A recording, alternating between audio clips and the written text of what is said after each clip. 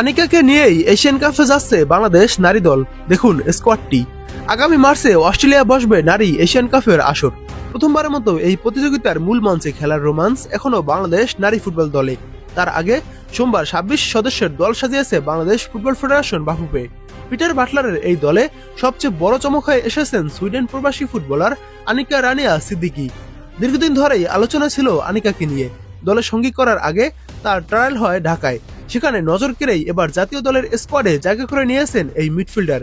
ইউরোপীয় কন্ডিশনে বেড়ে ওঠা আনিকার অন্তর্ভুক্তি দলের মাঝমাঠে শক্তি বাড়াবে বলে ধারণা করেন অনেকেই। এই দলে আছেন চলমান নারী ফুটবল লিগে সর্বোচ্চ ২৫ গোল এবং সর্বশেষ সাফ অনূর্ধ্ব-১৯ চ্যাম্পিয়নশিপে ৭ গোল করা আলপি আক্তার।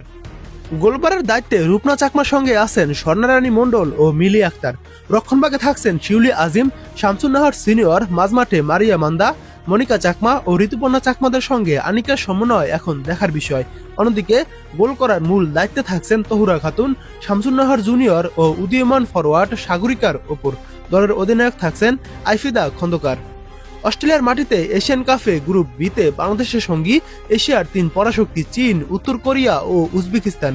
সময়সূচি অনুযায়ী আগামী ৩ মার্চ চীনের বিপক্ষে ম্যাচ দিয়ে শুরু হবে বাংলাদেশের অভিযান। এরপর ৬ মার্চ উত্তর কোরিয়া এবং ৯ মার্চ উজবেকিস্তানের বিপক্ষে লড়বে আইফেদা ও ঋতুপর্ণারা।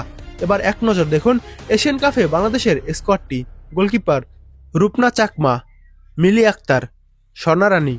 ডিফেন্ডার হিসেবে যারা আছে: আইফেদা খন্দকার অধিনায়ক, কোহাতি কিস্কু, নবিরন খাতুন, শিউলি আজিম, শামসুন্নাহার সিনিয়র, হালিমা খাতুন, শরবি আফরিন।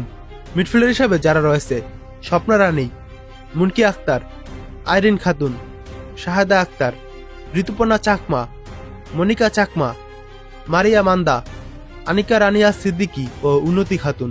ফরওয়ার্ড হিসেবে যারা রয়েছে: উমেলা মার্মা, আলপি আক্তার, শরবি আকন্দ প্রীতি, মোসাম্মদ সুলতানা, তহুরা খাতুন, মোসাম্মদ সাগরিকা ও শামসুন্নাহার জুনিয়র। স্ট্যান্ড বাই হিসেবে যারা রয়েছে: অর্পিতা বিশ্বাস, সিনহা জাহান, শান্তি মার্ডি ও তনিমা বিশ্বাস।